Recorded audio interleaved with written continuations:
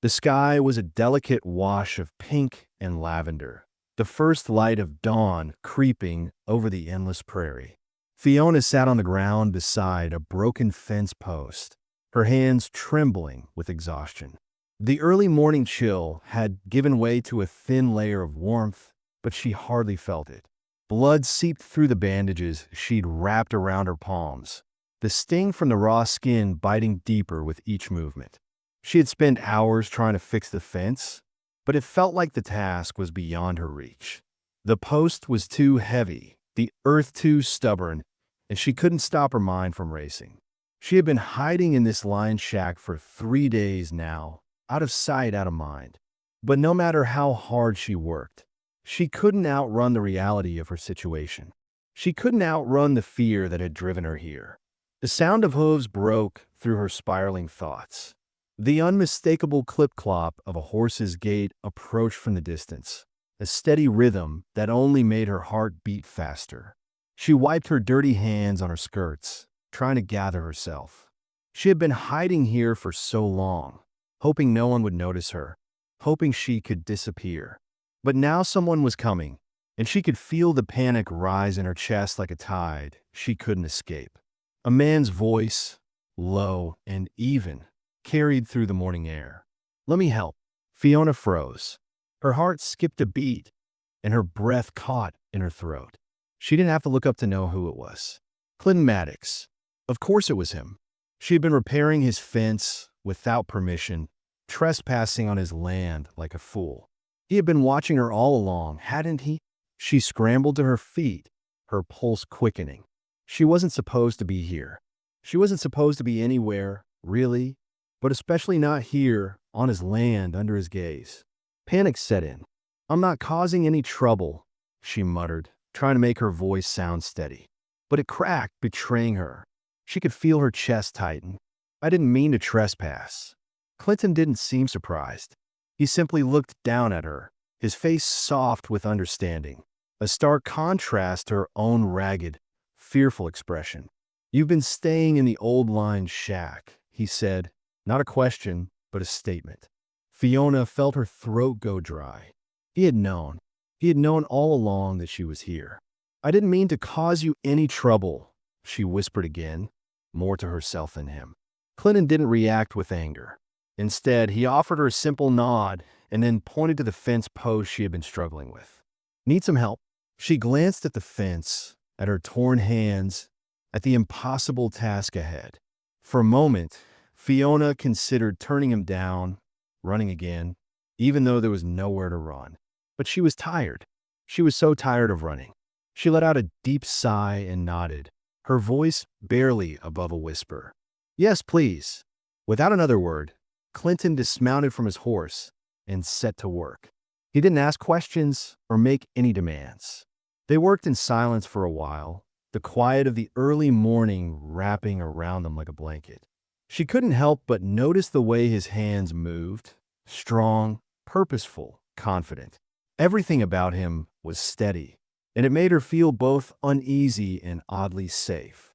She couldn't explain it, but there was something about him that was different from the men who had followed her or tried to chase her down in the past. Something about him that made her believe, if only for a moment, that maybe she was worth helping. After a while, Clinton straightened up and wiped the sweat from his brow. He glanced at the small bundle of belongings she had hidden behind the shack, the torn sack with stolen food, the handful of meager possessions she had clung to during her flight. "You've been living off what you can steal, haven't you?" His voice was soft, but there was an edge to it. Fiona bit her lip, nodding. She couldn't lie to him, not when he already knew so much. But the truth felt like a weight she had carried too long, and for some reason, she didn't want to add it to the pile. Clinton seemed to study her for a moment before he said, "You've been through a lot, haven't you?" Fiona didn't answer. Instead, she turned away, her hands clenched at her sides. She couldn't let him see the weakness in her. She had spent too long trying to hide it. Clinton didn't press further. Instead, he gave a small, almost imperceptible nod. "I don't know what you've been running from, but if you're willing to work for your room and board, I've got a place for you here. 1 month. I'll help you get back on your feet. After that, you decide if you want to stay or if I want you to. Fiona's heart skipped. It sounded too good to be true. Why would you help me? She asked, her voice barely audible. I'm just a stranger. I don't even know you. Clinton paused before answering, his eyes steady on hers. Maybe I know what it's like to need help and not find it, he said, the words laced with something deeper, something unsaid. For a moment, Fiona didn't know how to respond. He wasn't like the others. He didn't look at her like she was trouble, like she was a burden. He looked at her like she mattered. 1 month. The promise dangled in the air between them. It wasn't much, but it was the first real chance she had felt in a long time. 1 month, Clinton repeated, his voice firm but gentle. Then we see if you want to stay or if I want you to. Fiona's heart clenched. Hope flickered inside her like a candle in the dark. Maybe, just maybe, this was her chance to start over. Clinton led Fiona to the main house, the path lined with tall grasses swaying in the breeze, and the smell of horses and earth filling the air. The ranch was quiet, save for the distant sounds of cattle lowing and the occasional creak of a windmill turning in the wind. The house was modest but well kept, its wood panels weathered from years of exposure to the sun and wind. Inside, the space was practical, filled with sturdy furniture and warm, earthy tones. Clinton opened a door to a small room off the kitchen, simple but cozy. A narrow bed with a patchwork quilt, a worn chair, and a small dresser. Fiona hesitated at the threshold, unsure. "This'll be yours while you're here," Clinton said, his voice gentle but firm. "You can keep it as long as you work." She nodded, grateful, but the weight of uncertainty settled over her. It was a place to rest, but it was also a reminder of how little she truly had. Clinton laid out her work for the next few days, cooking, mending clothes, tending to the small garden behind the house, and helping with the horses when needed. It wasn't much, but it was a routine, something she hadn't had in a long time. The house was well kept, though it felt lonely.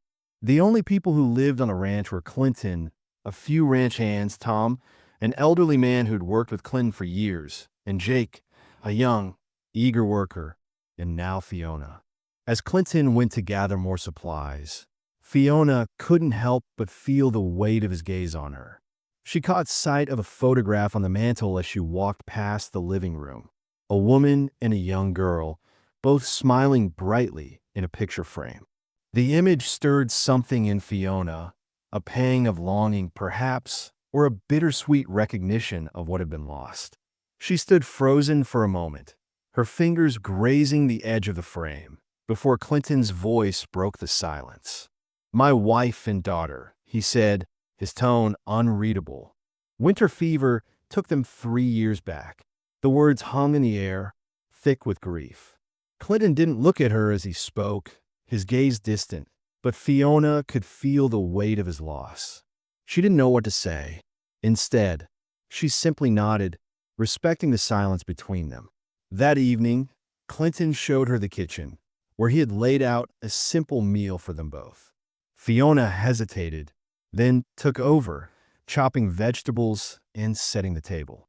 She worked quickly, silently, trying to keep her mind occupied, but every movement felt like a reminder of how much she had lost, how little she had to give. As the days passed, she settled into a routine. Early mornings, before the sun fully rose, she would prepare breakfast, eggs, biscuits, and coffee, and set the table for Clinton and the ranch hands. She had learned to cook on the run, over campfires and in barns, but here, with a proper stove and time to prepare, she found a strange comfort in it.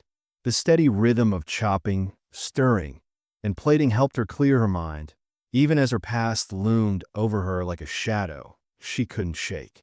In the evenings, she would sit by the fire, mending clothes by lamplight, the soft crackle of the flames providing a lullaby of sorts. It was in these quiet moments that she began to notice the small acts of kindness Clinton showed her. Bringing her coffee when he could tell she was tired, fixing her boots without her asking, and, on one particularly gray morning, leaving a small bunch of wildflowers on the kitchen table without comment. She caught him once, standing in the doorway, just watching her as she worked. When their eyes met, he quickly looked away, his expression unreadable, but it made Fiona feel something she hadn't in years seen. Not judged, not pitted, just seen. Clinton didn't ask her questions she wasn't ready to answer. He simply let her be, and that was a gift in itself. One evening, as they sat together on the porch after dinner, Clinton took a long sip from his coffee cup before speaking. "You running from the law?" he asked casually, his voice low and steady. Fiona stiffened, her heart racing. She turned away, looking out over the rolling hills that stretched into the distance. "No," she said, her voice almost a whisper. "From someone worse." The words hung between them, thick with unspoken meaning, but Clinton didn't push. He didn't ask her to elaborate, and that made her grateful. "Everyone's got a past," he said quietly. "I care about what you do here now." There was a softness to his words, an understanding that didn't ask for anything in return, and Fiona felt something in her chest loosen. The fear she'd been carrying, the terror of being discovered, of being found again, started to ease. At least here, with Clinton, there was peace. But the peace was fragile. One morning, as she worked in the garden, Jake, the young ranch hand, mentioned that some folks in town had started asking about her. "Folks should mind their business," Clinton had said sharply, his jaw tightening. Fiona had frozen, a twinge of worry blooming in her chest. Was her presence here bringing Clinton trouble? Was he being drawn into her mess? She wasn't sure what to expect, but she couldn't ignore the feeling that the past wasn't as far behind her as she had hoped. Clinton never mentioned it again, but Fiona noticed that he became more watchful, his gaze more intent when anyone from town passed through the ranch. Days passed without incident, but the unease never fully left. As the month wore on, something else began to settle in, a quiet sense of belonging. Fiona found herself starting to trust Clinton, even though she didn't fully understand why he had helped her in the first place. It wasn't out of pity. He was kind, yes, but there was something deeper there, something she couldn't name. And she found herself liking the way the house felt when she was there, the way Clinton's presence grounded her. There was something healing about the simple, steady life he led, and though she was terrified of what might come next, Fiona couldn't deny that for the first time in years, she felt like she had a place. The month was drawing to a close, but neither of them mentioned it. There was an unspoken understanding now. She wasn't going anywhere, not unless Clinton told her to, and she didn't think he would. Clinton needed supplies, and as he prepared to head into town, he asked Fiona to accompany him. She hesitated, her stomach twisting in knots. "I'd rather stay here," she murmured, not wanting to leave the safety of the ranch, not wanting to face the eyes of strangers. But Clinton was firm, his voice soft yet resolute. "Can't hide forever. You're with me." The unspoken promise of protection in his words settled in her chest. Fiona didn't have a choice. She could stay behind, but that wouldn't change the fact that her past was still following her. So, she agreed, albeit reluctantly. They traveled together in the wagon, the sun high in the sky, the prairie rolling endlessly around them. Fiona's mind wandered as they passed the familiar sights of a land she had come to know, but as they approached the town of Willow Bend, her nerves returned. The small settlement looked harmless enough, but the anxiety coiled tighter in her stomach. Clinton noticed her growing discomfort, and without a word, he moved his horse closer to hers, offering silent comfort. As they rode into town, the stares began. At first, it was just one or two curious glances, but soon they became whispers, the kind that traveled faster than the wind. "That's Maddox's new woman," one voice hissed, and Fiona felt the weight of the words. In the general store, the storekeeper greeted them politely, but with the subtle, probing curiosity of someone who knew the town's gossip. The women in the store, however, were a different story. Some eyed Fiona with thinly veiled suspicion, others with pity, but all with the quiet judgment that seemed to hang in the air. It felt like the eyes of the town were on her every move, and she wanted to shrink, to disappear. As Clinton gathered the supplies, Fiona found herself drawn to the bulletin board outside the store, her gaze locking on a missing persons notice. Her blood went cold as she read the description of the woman, a brown-haired woman, approximately 5 feet 5 inches, with a similar build to her own. The photograph was not hers, but the similarities were enough to send a chill down her spine. A knot formed in her throat, and she quickly turned away, hoping no one had noticed her reaction. But Deputy Royce Talbot had. The middle-aged deputy, his eyes sharp and calculating, had been watching her closely. He stepped forward with a smirk, his voice full of thinly veiled suspicion. "Something interesting there, miss?" he asked, his tone almost mocking. Clinton's body stiffened beside her, his jaw tightening as he stepped closer to her, putting himself between Fiona and the deputy. "She's working for me," Clinton said, his voice calm but firm, a warning laced in it. "That's all you need to know." Royce looked between them, his eyes narrowing as if trying to read between the lines. "Awful automatics. And often you hire someone so quiet." The deputy's words hung heavy in the air, and Fiona's heart raced. She could feel the town's eyes still on her, feel their judgment and suspicion like a weight pressing down on her. But Clinton didn't flinch. He didn't respond to Royce's subtle jabs. He simply nodded and led her out of the store, his presence like a shield between her and the town. The air outside felt cooler, but the oppressive weight of the town's gaze lingered. As they loaded the wagon, Fiona tried to steady her nerves, but the unease wouldn't leave her. Once they were on the road back to the ranch, the silence in the wagon was thick. She sat with her hands folded tightly in her lap, fighting the urge to cry, to scream, to run. Clinton noticed her discomfort, his gaze flickering to her as he guided the horses back toward home. Finally, he broke the silence. "You want to tell me what you saw back there?" he asked, his voice softer than before, his concern for her evident. Fiona shook her head, unable to explain the fear that had taken root in her heart. "I can't," she whispered. "I don't want to bring you trouble." Clinton didn't press her for answers. Instead, he simply nodded, his tone resolute. "Whatever you're running from, you're not alone anymore." His words were quiet but firm, and something in Fiona's chest softened. For the first time in months, she believed it. She wasn't alone anymore. But as they rode on, Fiona's mind couldn't shake the feeling that the town had seen her, had noticed her, and that it wouldn't be long before her past caught up with her. That night, after they returned to the ranch, she tried to go about her usual tasks, but the unease gnawed at her. She tried to avoid Clinton's gaze, but she could feel him watching her, as if waiting for her to say something. She didn't want to bring trouble to him, didn't want him to know the full weight of what she was running from. She had told him before that she was running from someone worse than the law, but that was all she could manage to say. The rest was a story too painful to relive. Clinton didn't push, but she could see the quiet concern in his eyes. After dinner, when they were both in the quiet of the kitchen, she couldn't hold back any longer. "I should leave," she said, her voice barely above a whisper, "before I bring you trouble." She turned to walk away, but Clinton stepped in front of her, his voice low but firm. "I decide what trouble I take on."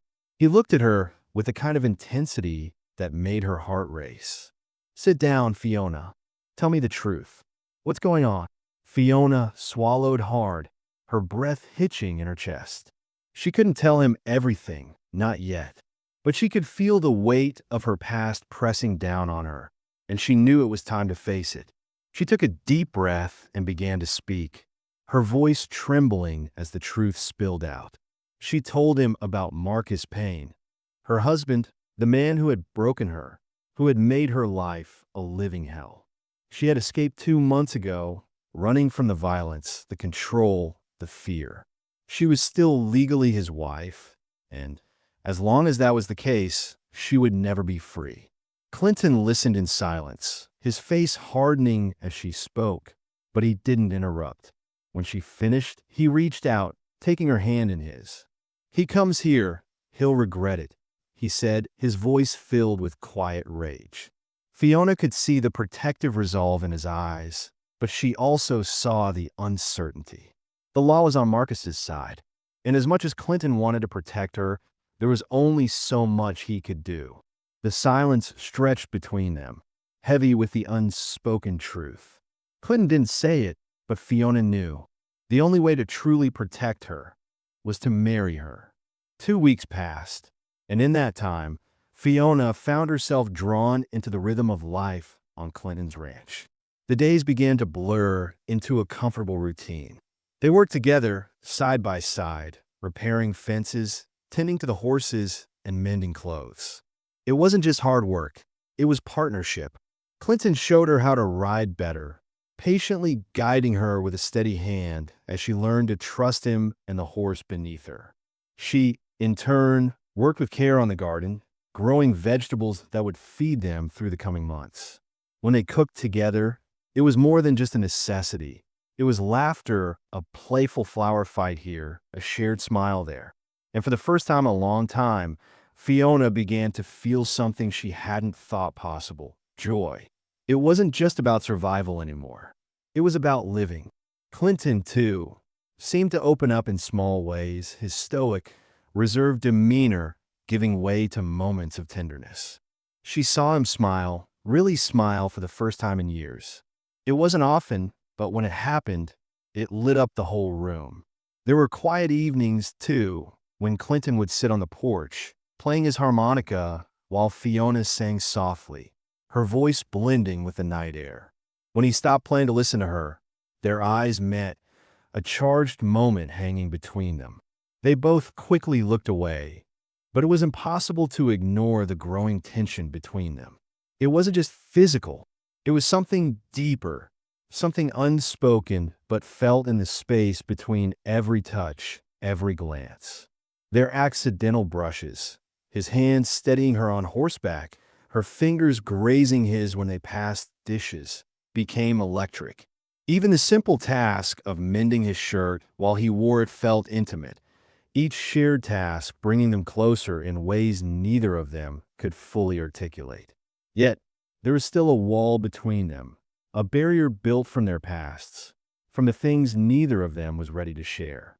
But the truth was, they were starting to need each other in ways neither had anticipated. Clinton had never asked about her past, and she had never pushed him about his, but the silence between them was becoming harder to bear. The one time she tried to ask him about it, he gave her only a glimpse of his pain, mentioning his wife and daughter, both lost to winter fever. It was enough to make Fiona wonder how much he had truly suffered, and how long he had been carrying that grief.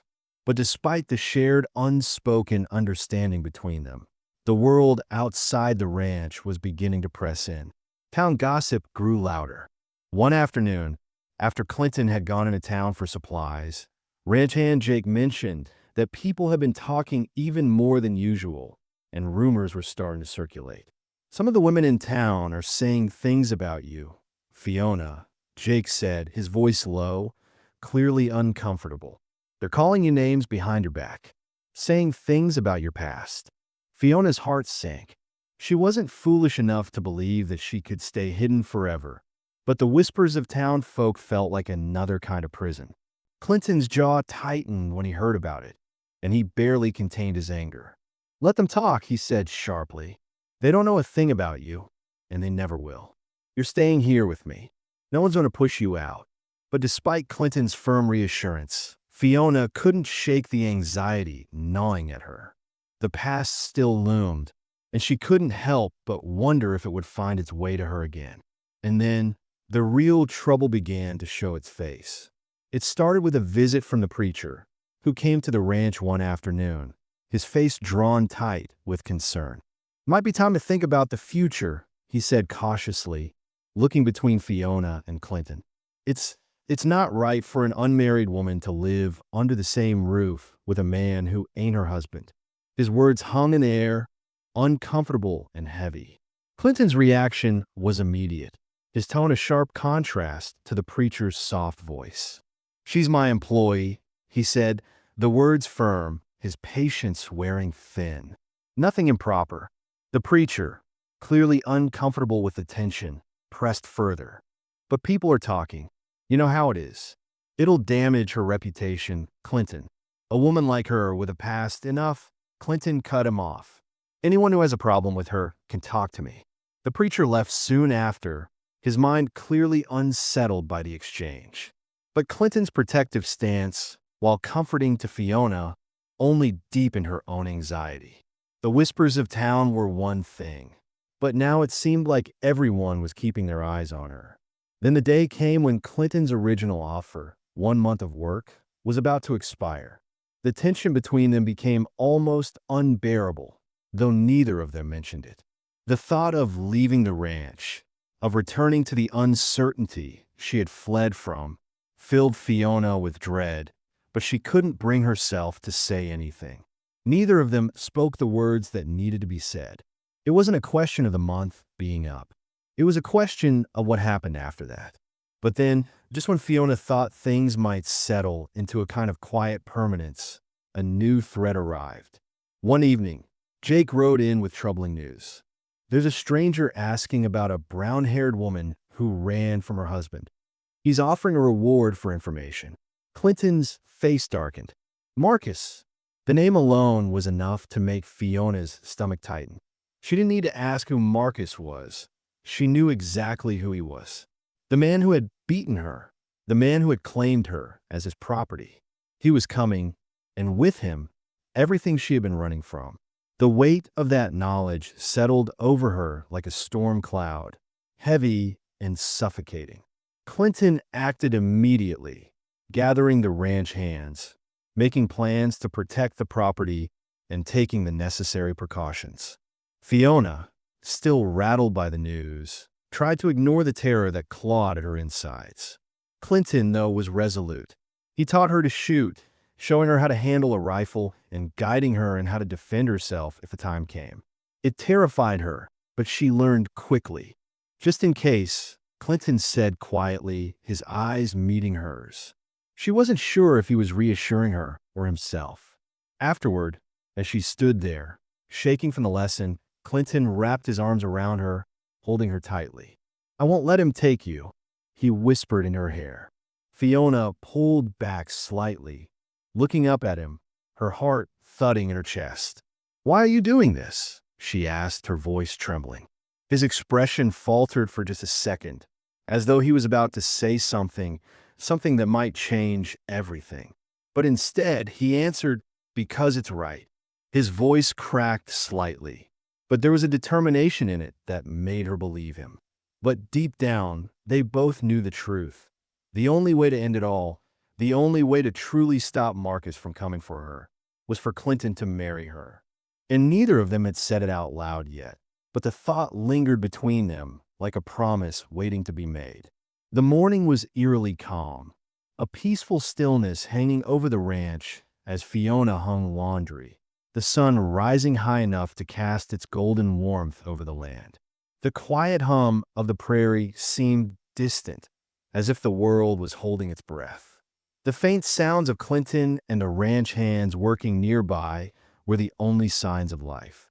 Fiona, for the first time in weeks, allowed herself to feel a fleeting sense of normalcy.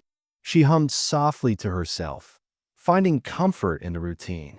But the tranquility was shattered when a distant dust cloud rose on the horizon, growing larger with each passing second. Fiona froze, her heart skipping a beat. She knew who it was before she even saw him. Clinton's horse, a familiar rhythm of hooves, galloped toward her. He was too far away for her to hear the words, but the urgency in his movement made her stomach drop.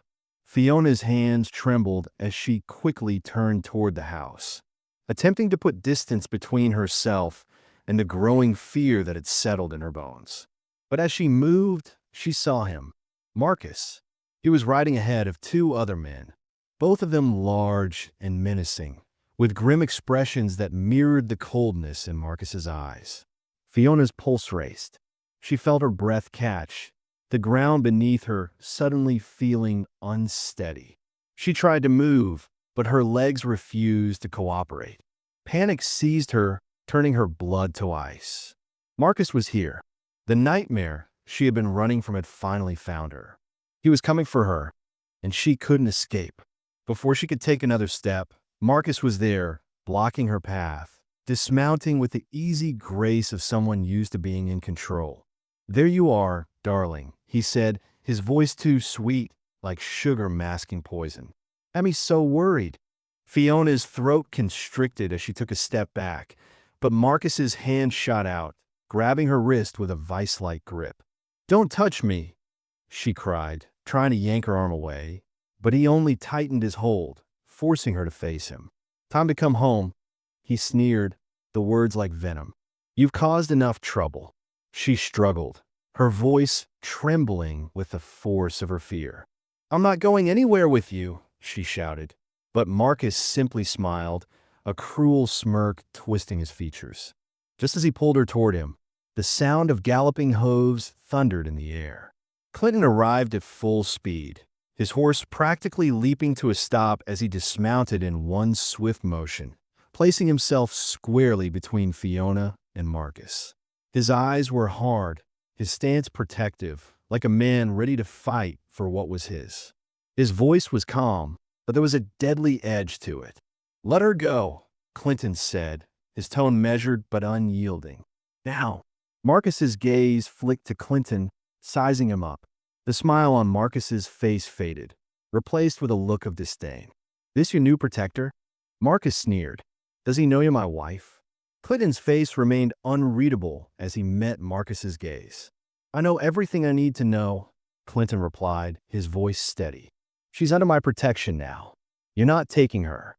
Marcus pulled a small packet from his coat, his fingers trembling slightly as he unfolded it to reveal a marriage certificate. He thrust it toward Clinton. "I have legal claim to her," Marcus said, his words dripping with malice.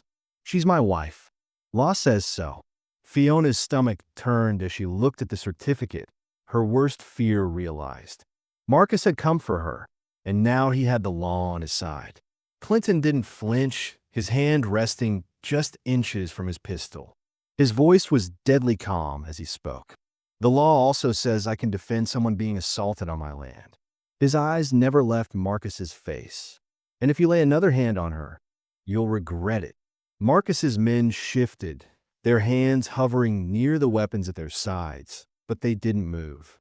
Clinton's ranch hands, including Jake and Tom, had arrived, surrounding Marcus and his men, a subtle but unmistakable message that Marcus was outnumbered. But Marcus didn't back down. His face twisted with rage, his eyes flashing.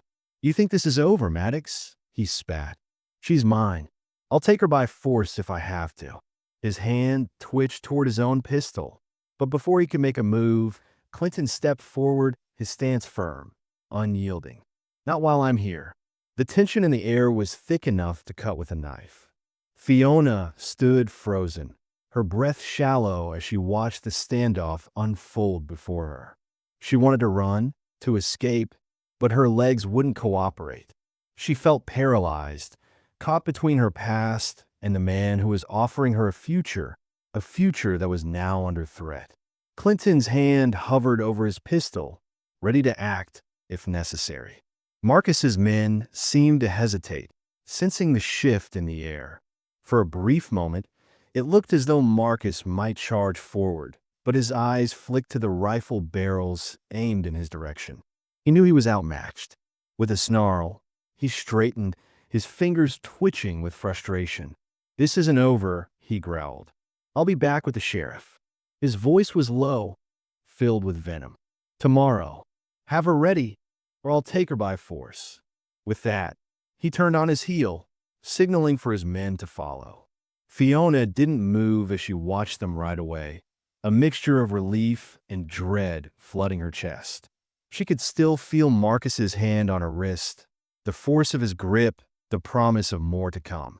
As the dust settled and the sound of horses faded into the distance, Fiona collapsed against Clinton's chest, her knees buckling beneath her. He caught her easily, holding her close as she trembled in his arms. "You're safe," Clinton murmured, his voice a low growl. "He won't hurt you again. I'll make sure of it." Fiona clung to him, her heart still racing. But for the first time in a long time, she didn't feel alone. Clinton wasn't going to let her go, not without a fight. The danger wasn't over, but for the first time in months, Fiona believed there might be hope. The battle had only just begun. The night before Marcus was supposed to return with the sheriff, Clinton found himself pacing the floor of his room, his mind a whirlwind of conflicting thoughts. He hadn't slept in days. His concern for Fiona, his fear of what Marcus might do, and the nagging realization that the only way to truly protect her was something he wasn't ready to face. Marriage. It seemed like the simplest solution to the mess Marcus had created, but Clinton wasn't sure it was the right one. Was he doing this for Fiona's safety, or was there something deeper at play, something growing between them that neither of them had acknowledged? The question gnawed at him, making it impossible to focus on anything else. He had never thought much of marriage, not after losing his wife and daughter to the fever. The idea of making vows again, of promising to love and protect someone, felt like a betrayal of their memory. But this was different. Fiona was different. And the thought of losing her to Marcus, to the man who had broken her, who had already claimed her as his property, was unbearable. He knew what he had to do, but the fear that he was acting out of desperation, that he was taking advantage of her vulnerability, held him back. Would she say yes because she had no other choice, or because she truly wanted to build a life with him? He didn't know. His thoughts were interrupted by the sound of footsteps outside his door. He opened it to find Fiona standing there, her face drawn with exhaustion, but her eyes clear. "You should rest," she said softly, her concern for him evident. But Clinton couldn't sleep, couldn't stop the thoughts swirling in his head. "I can't," he said, his voice rough. "Keep thinking about tomorrow." Fiona stepped into the room, her gaze steady as she took in his restless pacing. She hesitated before speaking, as if choosing her words carefully. "I won't let you get hurt for me," she said quietly. "I'll go with him. Maybe I can." Clinton cut her off before she could finish, his voice fierce. "No, you're not going anywhere with him. Not while I'm here." The words felt final, but there was more to it than that. He wasn't just protecting her from Marcus. He was protecting her from herself, from the choices she might make out of fear. "I won't let him take you," he said, his voice softening, as though the weight of the promise was heavy on his chest. Fiona looked up at him, her eyes filled with uncertainty. "I'm scared, Clinton," she whispered, her voice breaking. "I'm scared that no matter what we do, he'll still come for me. And I don't know how to stop him." Clinton stepped forward, his hand reaching out to take hers. "You're not alone anymore," he said quietly, the words carrying more weight than she could have imagined. She met his gaze, her eyes filled with something raw, something vulnerable that she hadn't shown anyone in years. "But you don't have to do this for me," she said, her voice trembling. "You've already done so much. I can't ask you to marry me just to protect me. It wouldn't be fair." Clinton's chest tightened at the thought. He wasn't sure if it was the fear in her eyes or the sense of responsibility he felt for her, but the words came out before he could stop them. "What if I want to?" he asked, his voice low, the question hanging in the air between them. Fiona's breath caught in her throat, her hand still clasped in his. For a moment, neither of them spoke, the silence heavy with unspoken emotions. Finally, Clinton took a deep breath, his heart pounding in his chest. "This isn't about obligation, Fiona," he said, his voice steady. "I've been watching you for weeks. The way you've brought life back to this place. Your laugh, your songs, your strength. You made me believe in something again, something I thought I'd lost. I'm asking you to marry me because I love you, not because I'm trying to protect you. And I don't want to spend another day without you as my wife." Fiona's eyes filled with tears, and for a moment, Clinton thought she might break down in front of him. But then, with a shaky breath, she spoke. "You love me," she whispered, as if the words were too much to believe. Clinton nodded, his gaze never leaving hers. With everything I have. Fiona's breath hitched, and she looked down at their joined hands, the weight of the moment settling over her. But I'm broken, she said, her voice small. Marcus broke me. Clinton's heart broke at the pain in her voice, but he refused to let her believe she was broken. He lifted her chin gently, forcing her to look at him. You're not broken, he said softly. You're the strongest person I know, and I'm asking you to marry me, not because you need me, but because I need you. I want you in my life, Fiona, not just for today, but for always. Fiona's tears flowed freely now, her hand shaking as she cupped his cheek. Yes, she whispered through her tears. Yes, I'll marry you. Not because I'm scared, but because I love you too. Clinton's heart surged at her words, and he pulled her into a tight embrace, his arms wrapping around her as though he could protect her from the world, from everything that had come before. He kissed her forehead, his voice thick with emotion. I'll spend my life proving you made the right choice, he promised. Fiona smiled through her tears, the weight of her past finally starting to lift. You already have, she whispered, without another word. They mounted their horses and rode through the night to the preacher's house. It was late, and the preacher was surprised by their midnight visit, but he saw the desperation in their eyes and agreed to marry them. In the small parlor, with only the preacher and his wife as witnesses, Clinton and Fiona exchanged simple but heartfelt vows. Clinton slipped his mother's ring onto Fiona's finger, his hands trembling slightly as he did. With this ring, I thee wed, he said, his voice raw with emotion. Fiona's voice was steady as she spoke. I take you as my husband, freely and completely. And when the preacher pronounced them man and wife, it felt like the weight of the world had shifted, the storm that had been brewing for so long finally passing. The kiss that followed was gentle but full of promise, a seal on a bond that neither of them had expected, but both had come to cherish. As they rode back to the ranch, the first light of dawn painted the sky in hues of gold and pink, and for the first time in weeks, Fiona allowed herself to believe in a future. Not just with Clinton, but with herself, with a life they would build together. When they arrived back at the ranch, the first rays of sunlight bathed them in warmth, and Fiona knew, deep in her bones, that no matter what happened next, she was home. Clinton had kept his promise. She was no longer running. She was finally free. The sun rose slowly over the horizon, casting golden hues across the vast, open plains. For the first time in months, Fiona woke up beside Clinton, her husband, with a sense of peace she hadn't thought possible. The weight of the past, the fear, the constant running, it had all been replaced by something new, something she had only dared to dream about. She touched the ring on her finger, the cool metal a reminder of the commitment they had made the night before. It felt real. It felt like safety. As she made breakfast, the warmth of the kitchen seemed to match the warmth in her heart. The house felt alive, not just because of the people in it, but because of the sense of home that had taken root in her heart. For the first time, she was no longer just surviving. She was living. The ranch felt different now, too. The silence that had once weighed heavy on her seemed to be filled with the soft sounds of their shared life. Clinton's laughter, the clatter of dishes, the quiet hum of their daily work. The sense of dread that had lingered over her since the day she'd arrived was slowly fading, replaced by the promise of a future. But she knew Marcus wasn't far behind. It was the looming shadow she couldn't ignore, and she couldn't let herself believe that just because she was married now, just because she had Clinton by her side, the danger had passed. Not yet. As the day wore on, Fiona went about her chores, her mind drifting to the reality that Marcus was still out there. Clinton had done everything he could to prepare.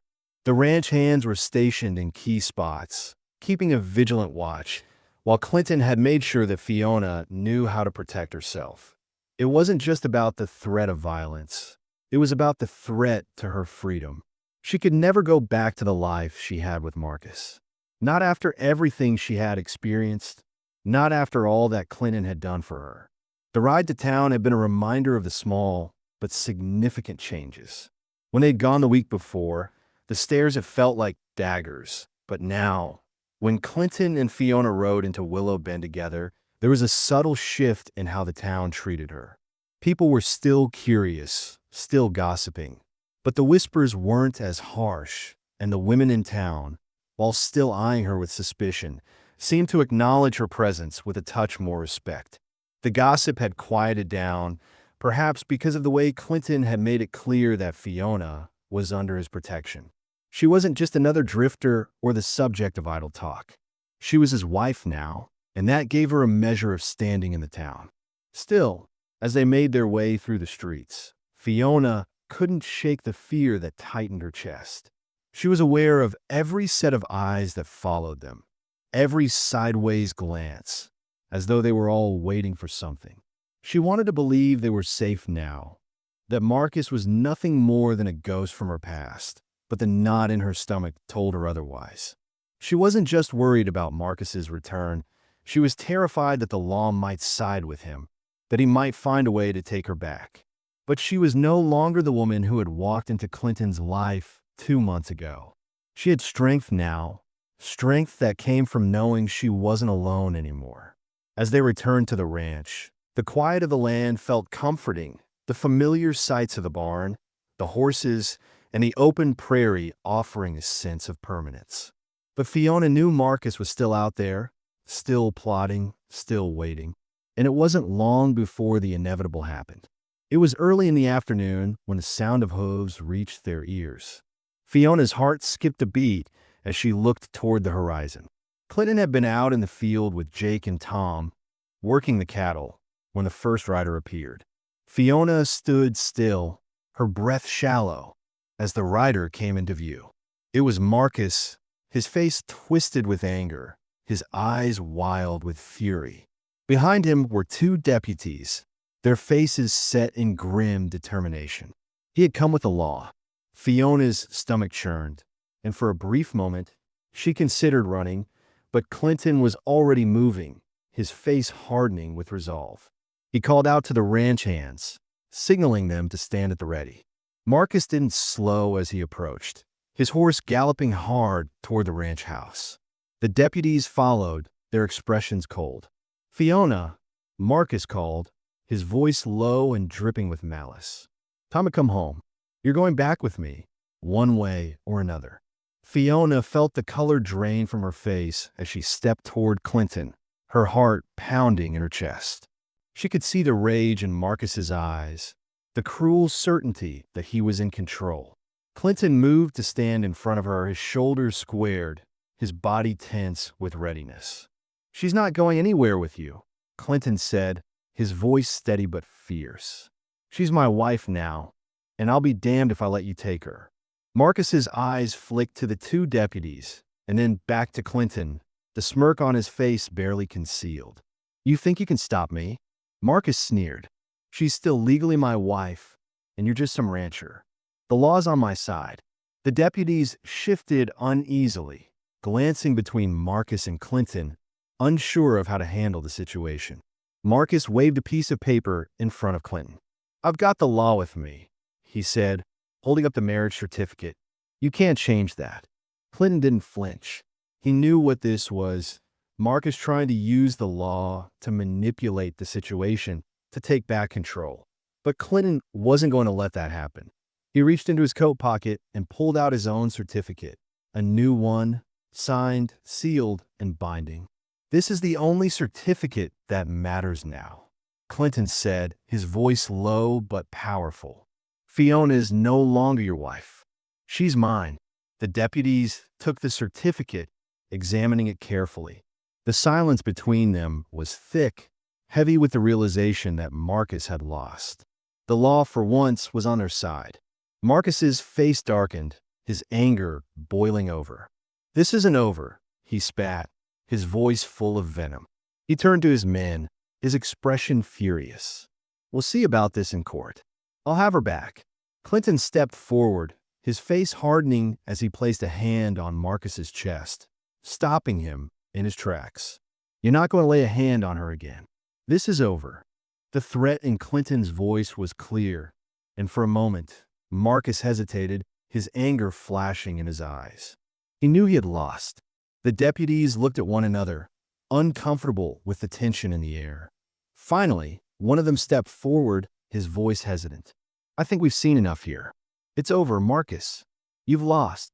Marcus's jaw clenched, and with one final, venomous look at Fiona, he turned and rode away, his men following closely behind. Fiona stood, her heart still pounding, but a sense of relief washed over her. It was done. Marcus had been defeated, and she was finally free. As the dust settled, Clinton wrapped his arms around her, holding her tight as the ranch hands relaxed, their guard dropping. "It's over," Clinton murmured. "You're free." Fiona closed her eyes, feeling the weight of his words sink in. She wasn't just free from Marcus.